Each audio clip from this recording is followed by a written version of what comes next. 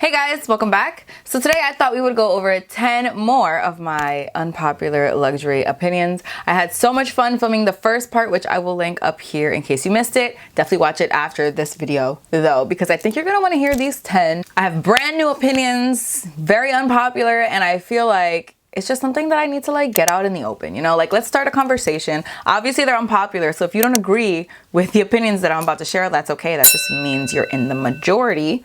And that's fine. But just know that I have these opinions. If you guys notice the new bracelet in my stack, I am so extremely proud of this bracelet. Look at this. I am Alana's best friend. Stop it. Anyways, if you guys are interested in knowing the 10 unpopular opinions that I have, you know, besides the other 10 that I already shared with you, then please just keep on watching. But wait, you already know what I'm gonna say. If you're not already subscribed, explain yourself. I post on Wednesdays and on Sundays at 9 a.m. Pacific Standard Time, 12 p.m. Eastern Standard Time, and I feel like you're gonna wanna be here when I do. If you like handbags, you like luxury, you like unpopular opinions about those things, shoes, jewelry, especially when it's from your daughter, I think this is the place for you to be. So definitely subscribe if you're not already, and definitely follow me on Instagram if you're not already. It's just the K Danger. I post every single day over there, which reminds me I did not post yet today, but I will. I will. It's coming. And with all that out of the way, let's roll into the video. So for my first unpopular opinion, I thought we should talk about the fact that people think that if you don't have a Birkin or a Kelly or a classic flap in your collection, that it's not really a handbag collection. Where did that come from? So my first opinion is that that's just not true. I have seen so many people in like my own DMs and in, you know, comment sections for other influencers, like luxury handbag type influencers, saying that your collection doesn't count because you don't have a Birkin, you don't have a Kelly. Apparently we have to hit all these prereqs before we actually have a handbag collection. And I'm not understanding. Listen, correct me if I'm wrong, but I was under the impression that if you collected handbags, you had a handbag collection. I could have swore that was the only prereq. If I had 250 bags, but none of them were a Birkin, does that mean I don't have, what? If you don't know the definition of the word collection, I will leave it right here for you. But nowhere in that definition does it say anything about a Birkin, a Kelly, classic flap, nothing like that. So yeah, that's my first unpopular opinion. I mean, I don't know. Let me know if you guys agree with this at all, if this is very unpopular, or if you're like on team buy whatever damn bag you want. My second unpopular opinion, and this one, she's unpopular. I know she's unpopular, and I know that most people are going to disagree with what I'm about to say, but I'm going to say it anyways.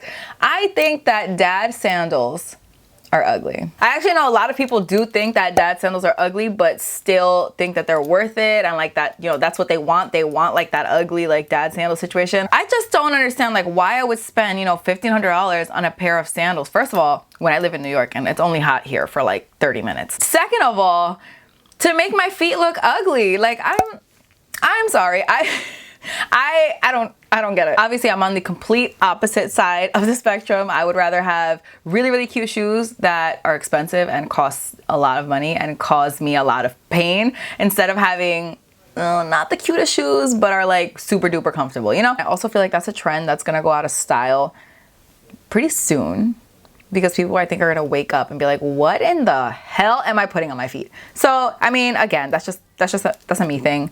You probably don't like, you know, expensive things that make your feet literally cry, but to each his own, you know? Unpopular opinion number 3, the old NANO SPEEDY was better. Like, am I lying? Am I lying? I used to have the old version of the NANO SPEEDY with the strap that was not detachable, and I believe it was like a teensy bit bigger than the one that they have out now. I mean, correct me if I'm wrong. And I loved that bag. The only reason I really got rid of that was because I was kind of over MONOGRAM. I just kind of bunched all my Louis Vuitton bags up and got rid of them. So if you guys didn't see the bags I sold and why, I'll link both parts right up here. Were there times that I wished that the strap was not on the bag? Sure, but not bad enough that I would want to get the new NANO SPEEDY. Also, it's a little bit smaller. And the strap also, besides the fact that it's detachable, I believe it's adjustable. And I don't know, it just makes the strap uglier to me. If I was gonna buy it again, I would 100% check the pre-love market for the older version, which actually I'm assuming is gonna go for a premium at some point. Definitely get your hands on that now rather than later, because obviously Louis Vuitton doesn't make it anymore, so it's a little bit scarcer. It's hard to get your hands on. I liked the old version, is all I'm saying. My fourth unpopular luxury opinion. Please don't hurt me. But I think the Saint Laurent bags, they're so similar that they kind of just morph into one bag in my mind. Like for me, in my head, Saint Laurent has like two styles. They have the Eye Care Maxi because that's a very vastly different bag from any of their other bags. And then they have like the other bag. You have like a wallet on chain that looks exactly the same as the envelope bag that looks exactly the same as the Lulu, except Lulu is like a teeny bit puffier. And then you have a puffier version of the puffy bag. And I'm just like, they're all the same. You have, oh, the Sunset bag that looks like the same except it has a pocket. Cassandra bag that looks like the same except it has a top handle. Like they really, in my mind, they're all the exact same bag. Probably the only one that's a little bit different other than the Eye Care Maxi would be the Sac de Jour. But other than that, all the other ones are just like the same bag. And for me, they're a little bit boring. And for me, that's why, and by the way, this is coming from somebody who knows that I have very boring taste. You don't gotta tell me that I have boring taste. I am aware. We are on the same page. I know I have boring taste. But that should really tell you something. If even I think it's boring. Again, this is not meant to offend anybody who has Saint Laurent bags. If you don't think they're boring, then they're not boring. I don't know what to tell you. My fifth unpopular luxury opinion. I don't know if this one's unpopular. I think I've heard people say a little bit of, I heard a little rumblings. I've heard things. I feel like East-West bags are just the laziest design that any house can come out with. Not only lazy, I don't really think they're cute either, but I want to really focus on the laziness that we're experiencing here. I feel like these houses were just like, listen, I'm tapped out.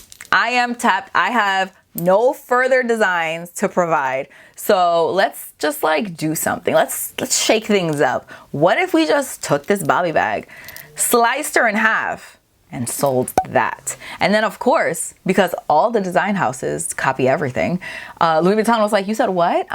What am I doing to the Petite Mal? Okay, heard, done. I do have to say the Petite Mal is probably my favorite bag that is in that East-West style. The Lady Dior, that DJoy, I do not like that bag. I don't think that the Lady Dior was meant to be like modern and like it was supposed to be, you know, like a classic. I don't know. It throws me off. I think because of that, it really just throws me off. I just feel like there is absolutely no thought put into let's slash this bag in half.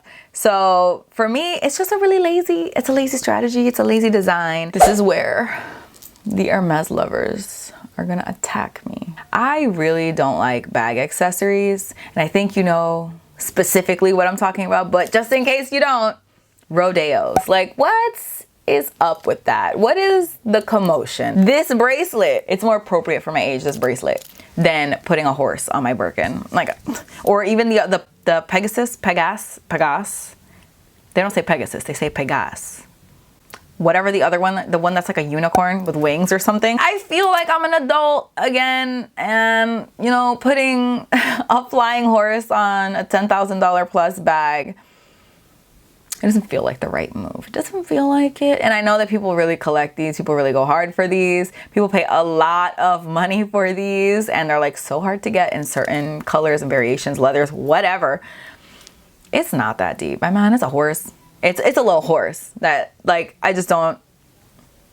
I came from Monogram in the first part of this video, and now I'm coming for it again. Although I feel like people didn't really understand what I was saying in my first video. I wasn't saying that I dislike Monogram. I was saying that Monogram, like Monogram canvas, the brown Monogram canvas, does not match everything. That's all I was saying. I was not saying it's ugly. I was not saying I don't like it. But this time around, I think we should talk about the fact that nobody needs more than one Monogram bag. Coming from somebody who used to literally only have Monogram bags. I used to exclusively have, well, no, that's not true. I also had Damier Ebene.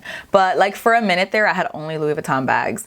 And I don't think that was the right move. That's why obviously I changed it up and got rid of them. Let's just say you have 8 Monogram bags, and like that's not your whole collection, or even if it is, whatever. You have 8 Monogram bags. That's like if you had 8 yellow bags. I say yellow because yellow is a color that I'm eyeing right now. And I mean the same shade of yellow. I'm not saying like different variations of yellow, like this one's a mustard yellow, this one's a bright yellow, this one's like a neon yellow. I'm not saying any of that. It's the exact same shade of yellow because Monogram canvas is the exact same on all the bags. It's just Monogram canvas. This Monogram bag and this Monogram bag will match the exact same outfits. I mean, maybe depending on obviously what the bag is, If you had like a Speedy 25 and then like a Petite Mal, like that's a little bit different because a Petite Mal is a little bit more dressy. But even still, anything that the Speedy would match, the Petite Mal would still match. I don't know, maybe sell like half of them. Keep 4. Even 4 is still excessive, but keep 4 and then sell the other 4, and then maybe you could get like a different color that's not brown. I don't know, maybe you could get like a pink bag, a green bag. I don't know, you know. This one, man, this one. Just because something used to be popular doesn't mean you need to bring it back. You don't need to go digging in the archives to bring things back just because they were popular, you know, 375 years ago. And you know exactly who I'm talking about. I'm talking about the Dior saddlebag, Prada re-edition, Gucci. Is it the horse bit bag that they dug out of the archives? I feel like Gucci like digs everything out of the archives. Like, let's be honest. Why? Just like be a little creative. You don't gotta take things out of the archives, dust them off, make like one little half change, and you're like, all right, this is good to go into the public. Check, approve. I feel like the times we are in right now are extremely, especially for luxury and for fashion, extremely different than some other times in the past. So why are you bringing things from back then? It's giving laziness.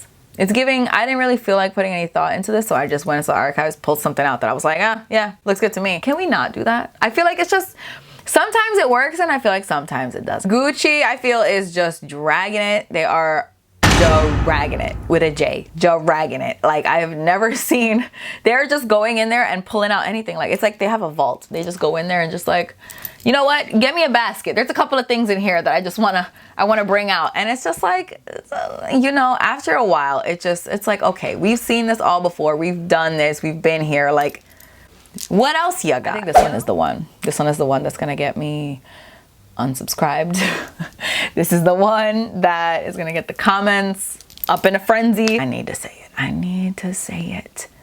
Tiffany silver is the biggest waste of money, the biggest scam that I have ever personally experienced. I feel like people are always like praising it and like how amazing is Tiffany silver. Even with the whole Tiffany and Fendi baguette collab situation that's coming out. I don't know what this all was, but even with that coming out, people are like, oh my gosh, the buckle on the baguette is Tiffany silver. I can't believe it.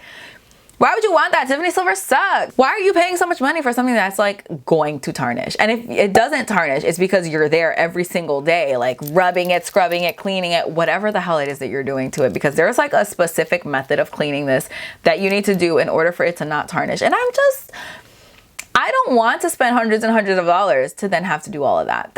That's not feeling like what I want to do. That's not the movement. That's not the vibe. If I'm buying something expensive, I expect it to be carefree. I expect it to be, I don't even have to think about it, because this just cost me, you know, $1,000. Like, why do I need to sit there and scrub it every single day? Scrub your damn self. You're $1,000. You should be able to do that. The last luxury opinion is very unpopular. Travel bags. Are they really worth the money? I want to say no. Let's break this down. The average person is not traveling that often, like a couple times a year. You know, 3 times a year, something like that. So that means you're using this bag, you know, that many times a year.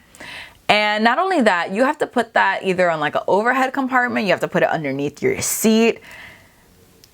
That doesn't sound appealing to me whatsoever. Or if you have like the rolling one, you have to check it in. So it's like, here's my $3,000 plus, it's really more. Let's say like $4,000. Here's my $4,000 luggage. There you go. You ain't getting the car footwear on that. You're not doing it unless you are traveling like a nut. Also, you're screaming, this is a Louis Vuitton bag, to the entire airport. And you listen, you know, I love me a logo. I'm interested in a logo. A monogram, not so much. What I'm not interested in is like advertising to everybody on a plane. Look at my Louis Vuitton keep-all. I'm not a fan, and I don't think it's worth it. The cost per wear, just on its own, is just insulting. So I feel like I am definitely never going to be the type of person who owns a keep-all.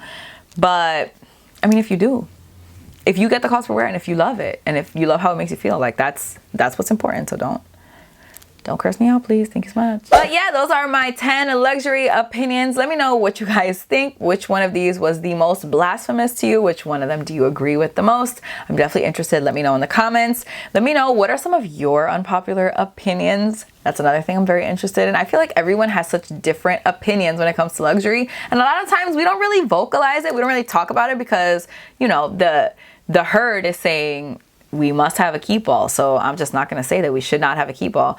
But listen, we don't need a keep all. But that is it for this video. Thank you guys so much for watching. I really hope you guys enjoyed it. Please don't forget to give it a thumbs up if you did like it. Don't forget to subscribe if you're not already. Don't forget to follow me on Instagram. I post every single day over there, which I'm about to do right now because it is 6:45 and I still haven't done it. With all that being said, I will see you guys in my next video.